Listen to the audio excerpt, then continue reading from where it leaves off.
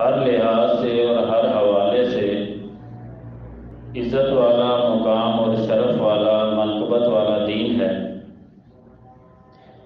اس کے ہر پہلو میں بندوں کے لیے فائدے ہی فائدے ہیں، کوئی نقصان، کوئی گھاٹا اور خسارہ ہے ہی نہیں۔ یہ ایسی تجارت ہے جس میں فائدہ ہی فائدہ ہے، نقصان نہیں۔ صرف فائدے نہیں بلکہ اضافی فوائد، عمل کم تھوڑا کرتے ہیں، اجر کئی گنا زیادہ ملتا ہے۔ پہلی امتوں سے اس امت کو بہت زیادہ سہولتیں عطا کی گئی ہیں۔ عمل ایک ہوتا ہے، اس کا اجر، بدلہ، ثواب 7 گنا، 10 گنا، اس سے بھی بڑھا کے 700 گنا تک اس کا اجر و ثواب دے دیا جاتا ہے۔ مثل الذین ينفقون اموالهم فی سبیل اللہ کمثل حبۃ انبتت 7 سنابل فی کل سنبلۃ 100 حبۃ واللہ یضاعف لمن یشاء واللہ سمیع علیم۔ اللہ جو ہے وہ ایسی ذات ہے، بندہ تھوڑا عمل کرتا ہے، اجر، ثواب اور بدلہ اس کا بہت زیادہ عطا کیا جاتا ہے۔ مثال دی اللہ تعالیٰ نے ایک دانے کی، دانہ زمین میں پھینک دیا، اس ایک گندم کے دانے سے 7 بالیاں، 7 خوشے اور 7 سٹے نکل آئے۔ باجرہ لے لیں، اور کئی فصلیں ہیں ان کی آپ مراد لے لیں، اس طرح کتنے کتنے اس سے پھل، ایک دانے سے 7 بالیاں، 7 اس کے سٹے لگے، ہر سٹے میں 100 دانہ، تو یہ کتنے ہو گئے؟ 700 گنا۔ اللہ کے راستے میں خرچ کرنے والے کے لیے اجر، ثواب اور بدلہ اتنا ہے کہ ایک سے 100 نہیں 700 بنا دیے۔ واللہ یضاعف لمن یشاء، اللہ چاہے تو اس سے بھی زیادہ کر دے، اس سے بھی بڑھا کر اپنے بندوں کو دے دے، اللہ اس پہ قادر ہے۔ فعال لما یرید ذات ہے، اللہ کو کوئی نہیں پوچھ سکتا کہ بندے نے عمل اتنا کیا، تو نے اسے اتنا زیادہ کیوں دے دیا۔ اللہ تو اپنے بندوں کی بخشش کے سامان فرماتے ہیں کہ میرا بندہ نیکی کی طرف آئے، دین کی طرف آئے، اپنی آخرت کو سنوارنے کی طرف آئے۔ جنت کے محلات، جنت کی نعمتیں، یہ ساری کس کے لیے ہیں؟ یہ اللہ کے بندوں کے لیے ہیں، عباد الصالحین کے لیے ہیں، جو اپنی زندگی کو اللہ کی مرضی کے مطابق گزارے، اللہ تعالیٰ کو راضی کرنے والے کاموں میں زندگی صرف کرے، نیکی میں سبقت لے جانے کی کوشش کرے۔ فاستبقوا الخیرات، کہ نیکی میں آگے بڑھ جاؤ، سبقت لے جاؤ۔ بادروا بالاعمال فتنا کقطع اللیل المظلم، جب اندھیرے سیاہ رات کے اندھیرے جو ہیں ان کی طرح فتنے ہر طرف پھیل جائیں، چھا جائیں، تو تم نے کیا کرنا ہے؟ اعمال میں زیادتی کرنی ہے، کثرت کرنی ہے، اعمال زیادہ سے زیادہ کرنے ہیں اور ان میں جلدی کرنی ہے، آگے بڑھنا ہے، پیچھے تو نہیں آنا۔ تو جو حدیث مبارکہ کا ابتدائی حصہ خطبہ مسنونہ میں پڑھا گیا ہے، اس میں نبی رحمت صلی اللہ علیہ وسلم نے 4 چیزیں بتائی ہیں، ثلاث کفارات، کہ 3 ایسے کام جو گناہوں کی معافی کا سبب ہیں، وثلاث درجات، اور 3 ایسے کام ہیں، ایسے عمل ہیں دیکھنے میں تو معمولی اور چھوٹے چھوٹے ہیں، لیکن وہ درجات کی بلندی کا باعث سبب اور ذریعہ ہیں۔ وثلاث مہلکات، 3 امور ایسے ہیں جو اعمال کو ضائع کر دینے والے ہیں، ختم کر دینے والے ہیں۔ وثلاث منجیات، اور 3 کام ایسے ہیں جو نجات کا باعث اور ذریعہ ہیں۔ مختلف روایات میں ان کی ترتیب آگے پیچھے ہے، لیکن اسی طرح ان کے ساتھ الگ سے کئی اور بھی ایسے امور ذکر ہوئے ہیں جو گناہوں کی معافی کا سبب ہیں، درجات کی بلندی کا سبب ہیں، بندے کو اللہ کے دربار میں کامیاب کرنے والے ہیں، اور اسی طرح کچھ ایسے اعمال بھی ان کے ساتھ ساتھ ہیں جن کے کرنے کی بنا پر نیکیاں ضائع بھی ہو سکتی ہیں۔ قرآن کریم میں اللہ تعالیٰ نے جو فرمایا ان الحسنات یذہبن السیئات، نیکیاں جو ہیں وہ برائیوں کو مٹا دیتی ہیں، لے جاتی ہیں، ختم کر دیتی ہیں۔ کیا مطلب، کیا معنی و مفہوم؟ کہ جس جگہ نیکی کا دور دورہ ہو، نیکی عام ہو جائے وہاں برائیاں اور گناہ دم توڑ دیتے ہیں، اس معاشرے سے وہ ختم ہو جاتی ہیں برائیاں، وہاں برائی کرنے والا کوئی نظر ہی نہیں رہتا۔ جہاں نیکی کا دور دورہ ہو، نیک ماحول ہو، پاکیزہ ماحول ملے، جس طرح کہتے ہیں جیسا دیش ویسا بیش، جس طرح کے ماحول معاشرے میں بندہ رہے گا اسی طرح کا ہو جائے گا۔ خربوزے کو دیکھ کے خربوزہ رنگ پکڑتا ہے، یہ ہم نے مثال بزرگوں سے بڑوں سے عام طور پر سن رکھی ہے۔ یہ بات بالکل ایسے ہی ہے، بالکل ایسے آپ جس طرح کے لوگوں کے ساتھ رہیں گے آپ کا رویہ ویسا ہو جائے گا۔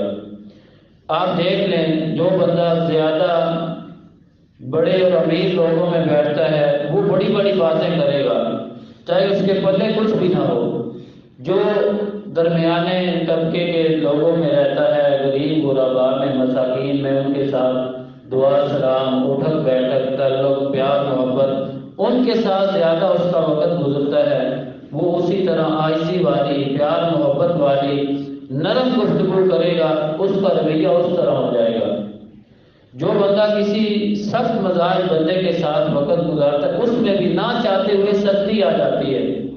ہمارے استاد محترم شیخ غلام مصطفیٰ رئیس صاحب امن پوری حافظ اللہ تعالی، ہم گئے جمعہ کے لیے تانزیہ والا میں، تو وہاں کچھ نوجوان آ گئے تو کہنے لگے شیخ صاحب کوئی نصیحت فرمائے ہمیں، تو وہ کہنے لگے آپ بزرگوں کے پاس بیٹھا کریں جو اللہ کے نیک بندے ہیں، ان کی مجلس محفل اختیار کیا کریں، اور بالخصوص علماء کے پاس بیٹھا کریں، ان سے بات چیت، کوئی سوال و جواب، کوئی نیکی کی کام، کوئی عمل پوچھ لیا، کہتے ہیں کچھ بھی نہ کریں، ان کے پاس بیٹھے رہیں، دعا سلام رکھیں، سامنے بس محفل مجلس میں بیٹھ جائیں، کوئی بات کرے نہ پوچھے نہ، انسان کے وجود سے ایسی شعائیں خارج ہوتی ہیں جو دوسرے بندے پہ اثر انداز ہوتی ہیں۔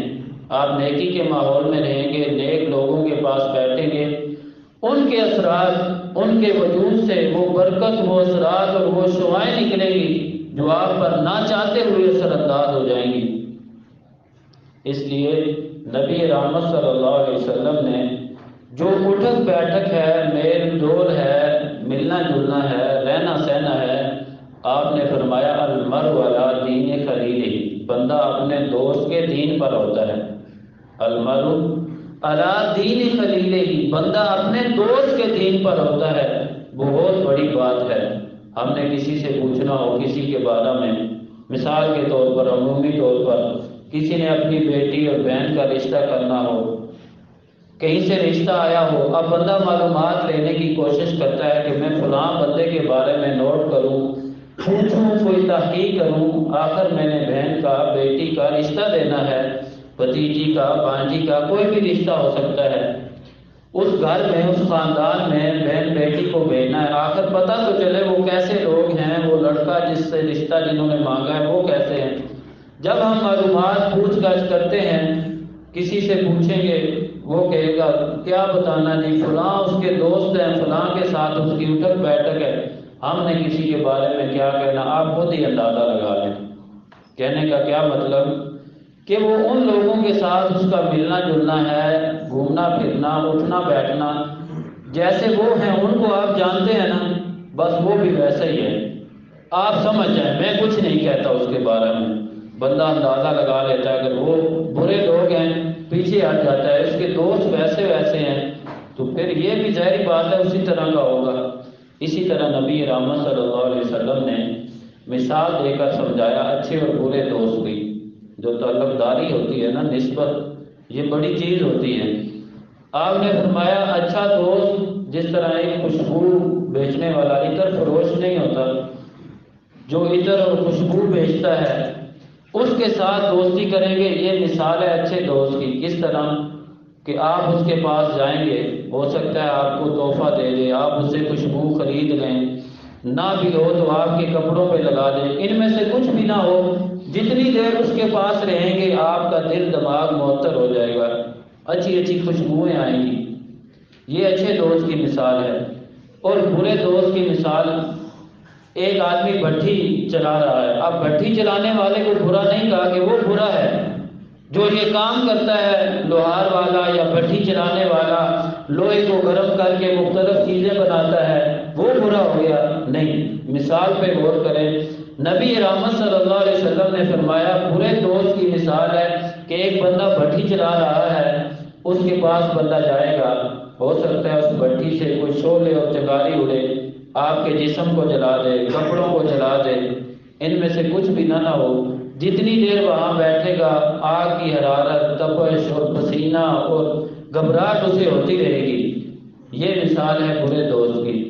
اب خود اندازہ لگا لیں، ہم دیکھیں ہمارے چھوٹے بھائی، بچے، یا اس طرح لڑکیوں میں، بچیوں میں، بھتیجیوں میں، بھانجیوں میں، جتنے ہمارے محتاج ہیں، ہم دیکھیں ان کی سہیلیاں اور دوست کس طرح کے ہیں، ان کی اٹھک بیٹھک کیسے بندوں میں ہیں۔ یہ جو ہوتے ہیں بچے، یہ ایک سفید صاف کاغذ کی مانند ہوتے ہیں۔ آپ انہیں جو سنائیں گے، جو دکھائیں گے، جس طرح کا ماحول دیں گے، یہ ویسے بن جائیں گے۔ سفید پیپر، اب بندے کی مرضی ہے، اس پہ سیاہ لکھے، سفید لکھے، جس رنگ میں لکھے، غلط لکھے، صحیح لکھے، اچھا لکھے، برا لکھے۔ وہ سفید کاغذ کو خود اوپر اس کے لکھ کے اس کا خوبصورت بھی کیا جا سکتا ہے اور بدصورت بھی کیا جا سکتا ہے۔ اس لیے جو چھوٹے بچے بچیاں ہیں، یہ قیمتی سرمایہ ہیں۔ اب اس سفید پیپر پہ، وہ صاف کاغذ ہے، جو آپ لکھیں گے وہی لکھا جائے گا۔ اسے آپ اگر ٹی وی کے سامنے، اسکرین کے سامنے بٹھائیں گے، موبائل دے دیں گے، اس میں غلط چیزیں ہوں گی، وہ غلط دیکھے گا، بچہ ہے، بچی ہے، جو وہ دیکھیں گے، جو سنیں گے، جس طرح کا ماحول ہوگا وہ ویسے بن جائیں گے، نہ چاہتے ہوئے بھی۔ آپ کوشش کریں نہ کریں، ہم نے بچوں کو موبائل لے کے دے دیا، سمجھے یہ ہم نے انہیں ایک استاد مہیا کیا ہے۔ اب اس میں سے جو وہ دیکھے گا، جو سنے گا، وہ اس کے دل دماغ پہ نقش ہوتا جائے گا۔ وہی پٹی 24 گھنٹے، وہی اثرات جو وہ سنتا رہتا ہے، دیکھتا رہتا ہے، اس کے دل دماغ پہ وہ نقش ہوتے رہیں گے۔ اگر تو اچھی چیزیں ہوں گی، اس کا دل دماغ وہ معطر ہوگا، وہ مزید اجلا بن جائے گا، روشن ہو جائے گا۔ اگر وہ غلط فحاشی، عریانی، بے پردگی والی چیزیں، موسیقی، گانا بجانا، اس طرح کی اور شور غلط چیزیں ہوں گی، تو ان کے اثرات بھی اس کے دل دماغ پر ہوں گے، اس سے اس کا دل دماغ سیاہ ہو جائے گا۔ پھر شکایتیں آئیں گی، جی بچہ بگڑ گیا ہے، چڑچڑا ہو گیا ہے، کچھ اچھی طرح سے کھاتا پیتا نہیں، کسی کی نظر لگ گئی ہے، بدتمیزی کرتا ہے، بات نہیں سنتا۔ ہم یہ تو دیکھیں اس کی اٹھک بیٹھک کہاں ہے، دوست کس طرح کے ہیں، یا ماحول کیسا ہے۔ جس طرح کا ماحول ہوگا، جیسا دیش ہوگا، ویسا بیش ہوگا۔ پھر ہم گلہ شکوہ کرتے ہیں، اصل میں نظر نہیں لگتی، کچھ نہیں ہوتا۔ بچوں کو جس طرح کا ماحول دیں گے، بچے ویسے بننا شروع ہو جائیں گے۔ یہ جتنے بچے اسکرین کے سامنے بیٹھتے ہیں، یہ چڑچڑے، بدتمیز، بد اخلاق ہو جاتے ہیں، طبیعت میں بوجھل پن سا، کسی کی بات اچھی نہیں لگتی، وہ نظر، دل، دماغ ہر وقت اسی پہ اٹکا رہتا ہے۔ اس لیے ہمیں چاہیے کہ ہم بچوں کو ایسا ماحول مہیا کریں جس سے ان میں دن بدن بہتری آئے، ان کی دنیا بھی سنورے اور آخرت بھی سنورے۔ یہی بچے، ہم نے ہمیشہ تو نہیں رہنا، آج نہیں تو کل اس دنیا سے چلے جانا ہے۔ یہ بچے ہمارا قیمتی سرمایہ ہیں، یہ ہمارا اثاثہ ہیں۔ ان کی بہتر تربیت اور پرورش ہوگی، بہتر ماحول مہیا کریں گے، اچھی ان کی نگہداشت، نگرانی اور نگہبانی کرتے رہیں گے، یہی ہمارے لیے دنیا آخرت میں سکون اور اطمینان کا باعث بنیں گے۔ اگر ان کو ان کے حال پہ چھوڑ دیں، دن رات محنت محنت، کمانا، حلال حرام، کوئی تمیز نہیں۔ ہم تو سوچتے ہیں نا کہ ایک درسگاہ ہے، سکول ہے، مدرسہ ہے، مسجد ہے، وہاں سے بچہ سیکھنا شروع کرتا ہے۔ نہیں، پہلی اولین درسگاہ ماں باپ کی گود ہوتی ہے، ان کا آنگن ہوتا ہے۔ اس سے بھی بڑھ کر بچے کی تربیت اس وقت سے شروع ہو جاتی ہے جب 4 ماہ کے بعد اس کے ماں، بلکہ جب سے وہ ماں باپ کے ملنے، جو فطری طریقہ ایک اللہ رب العالمین نے رکھا ہے، ماں کے پیٹ میں، رحم میں امشاج نبتلی فجعلناہ سمیعا بصیرا، اس صورتحال سے گزر رہا ہوتا ہے بندہ کہ مرد اور عورت کے پانی کے جو قطرے ہیں وہ آپس میں ملتے ہیں، رحم مادر میں بچے کی پرورش شروع ہوتی ہے، حمل ٹھہر جاتا ہے، جو ماں کھاتی ہے پیتی ہے، جس طرح کے ماحول میں رہتی ہے، جو دیکھتی ہے، جو سنتی ہے، وہ اس بچے پہ اثر انداز ہوتا ہے۔ اسی وقت سے جب سے ماں کے پیٹ میں امشاج نبتلی اس کنڈیشن اور صورتحال میں ہوتا ہے بندہ کہ ابھی وہ پانی کے قطرے میں ہوتا ہے، تصویریں بنانے والے ٹھوس دیوار پہ تصویر بنائیں گے، کوئی کاغذ پہ بنائے گا، کوئی کس انداز میں تصویر بنائے گا۔ قربان جائیں اللہ تعالیٰ کی مصوری پہ، تصویر بنانے پہ کوئی ٹھوس چیز نہیں، کوئی مضبوط ٹھوس چیز، روشنی، کچھ بھی نہیں۔ ماں کے پیٹ میں پیٹ کی جھلی، جلد کی جھلیاں، پیٹ کی رحم کی جھلیاں، کئی جھلیوں میں۔ اب کہتے ہیں پانی مٹی پہ مٹی سے مٹی لکھنا تو آسان ہے، پتہ تو تب چلے گا کوئی پانی پہ پانی سے پانی لکھ کے دکھا دے۔ تصویر بنانے والا دیوار پہ بنائے گا، روشنی بھی چاہیے، ٹھوس چیز بھی چاہیے، قلم یا کوئی اور آلہ بھی چاہیے، ساری چیزیں ہوں گی تب جا کے تصویر بنے گی۔ اللہ تعالیٰ کیسی خوبصورت تصویر بنانے والا ہے، جس نے انسان کو اتنے پیارے سانچے میں ڈالا، والتین والزیتون وطور سینین وہذا البلد الامین لقد خلقنا الانسان فی احسن تقویم۔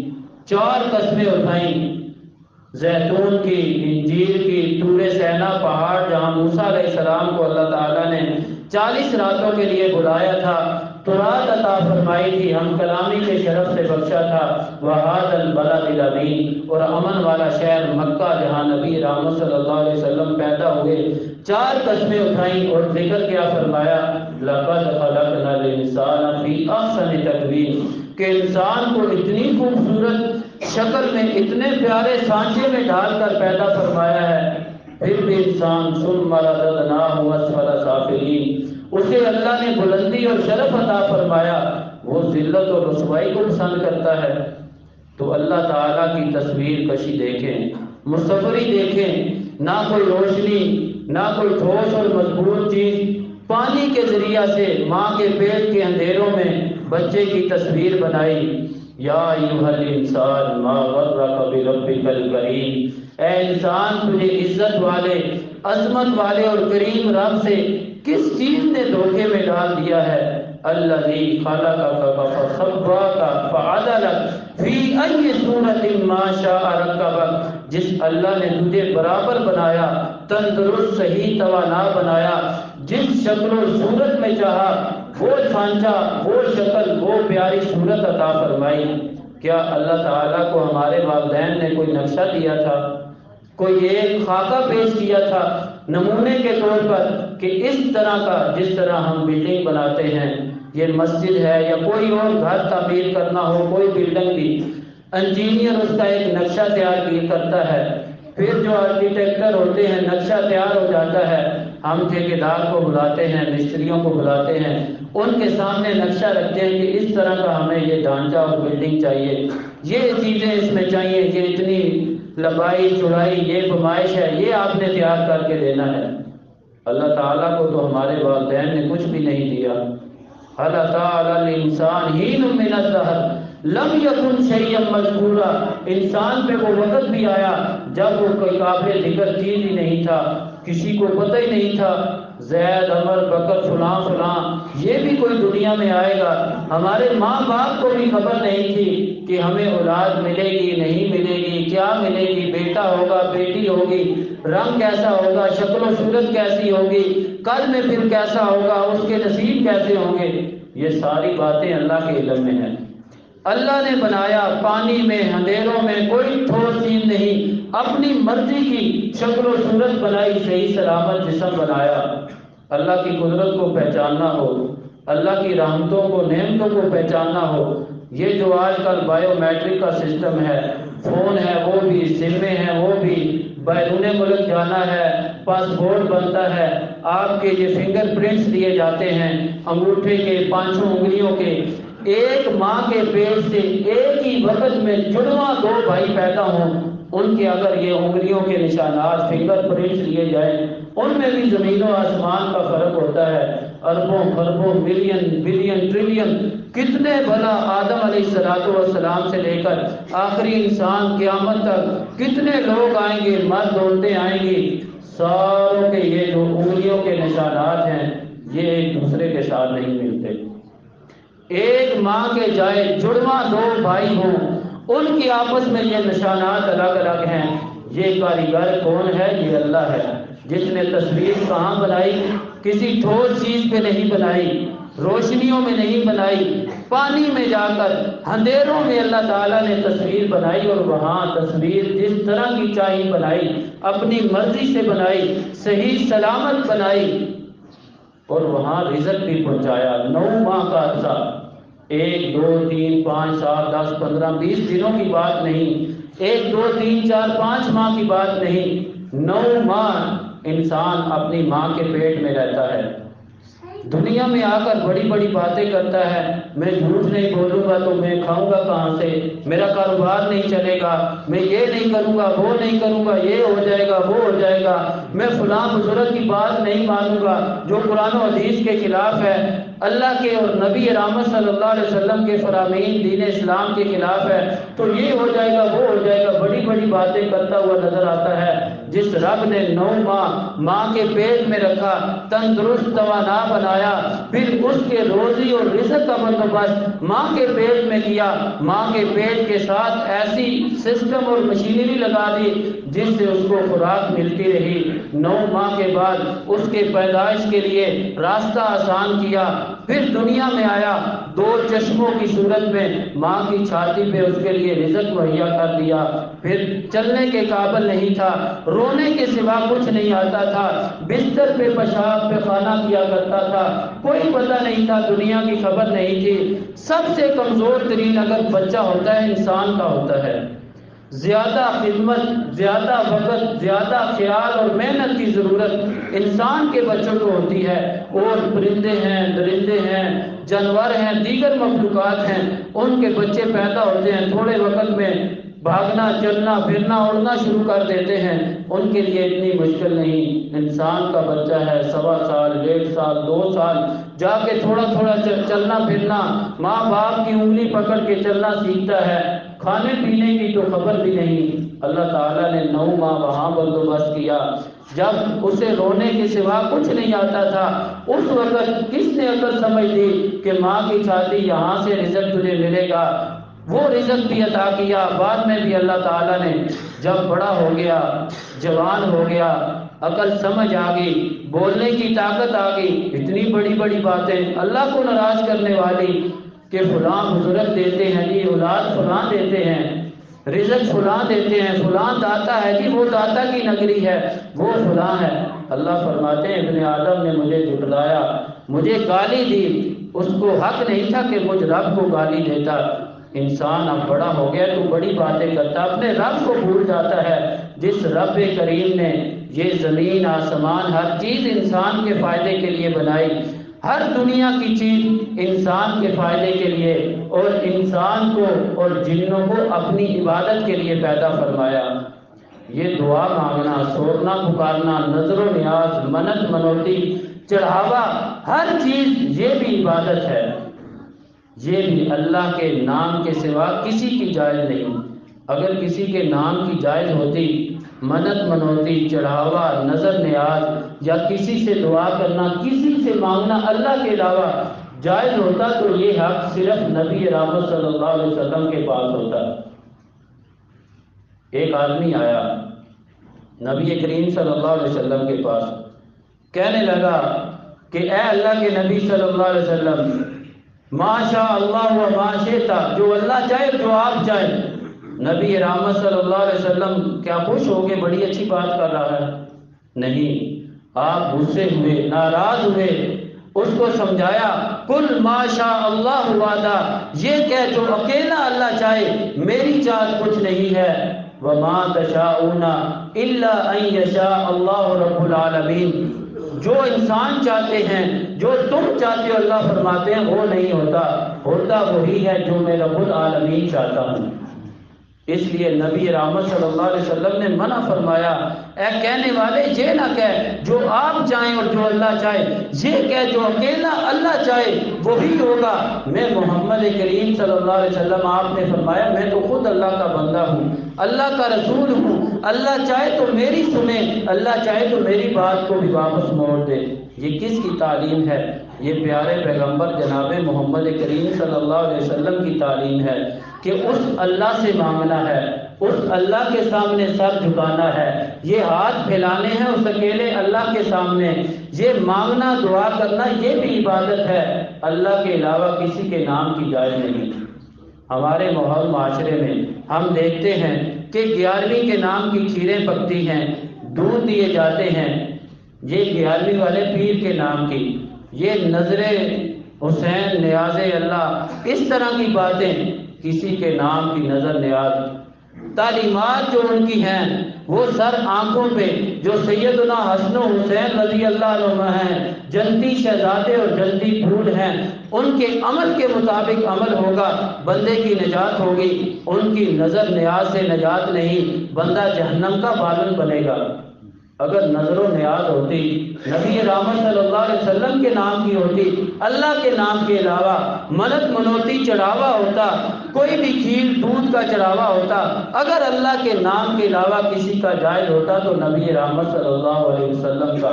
جب آپ نے اس سے روکا، آپ نے منع کیا، آپ نے یہ تعلیم دی، پھر آپ کے علاوہ کوئی دنیا میں ایسی ہستی نہیں جس کے نام کی نظر و نیاز ہو، جس سے دعا مانگی جائے۔ دعا مانگنی ہے صرف اللہ سے، نظر نیاز دینی ہے صرف اللہ کے نام کی، چڑھاوا چڑھانا ہے صرف اللہ کے نام کا۔ کیوں؟ ہر لمحہ ہر گھڑی اللہ ہی بندے کا نگہبان ہے، اللہ ہی نگران ہے، اللہ ہی رازق ہے، اللہ تعالیٰ ہی مشکل کشا، حاجت روا، بگڑیاں بنانے والا، ڈوبی ہوئی کشتی اور بیڑوں کو نکالنے والا اکیلا اللہ ہے۔ اللہ تعالی ہمیں توحید کی سمجھ عطا فرمائے، اللہ اسی پہ ہمیں زندہ رکھے، ہماری موت آئے اسی پہ ہماری موت آئے۔ آئندہ جمعہ انشاءاللہ العظیم تین کام، سلاسن منجیات و سلاسن درجات و سلاسن مکفرات و سلاسن مہلکات۔ وہ تین کام کون سے ہیں جو درجات کی بلندی کا باعث بنتے ہیں، گناہوں کی معافی کا سبب بنتے ہیں، بندے کو نجات دلاتے ہیں، اور کچھ ایسے امور جو نیکیوں کو ضائع بھی کرنے کا باعث بنتے ہیں۔ اللہ تعالیٰ سے دعا ہے اللہ ہمیں توحید پہ زندہ رکھے، اسی پہ ہمارا خاتمہ فرمائے۔ وآخر دعوانا الحمد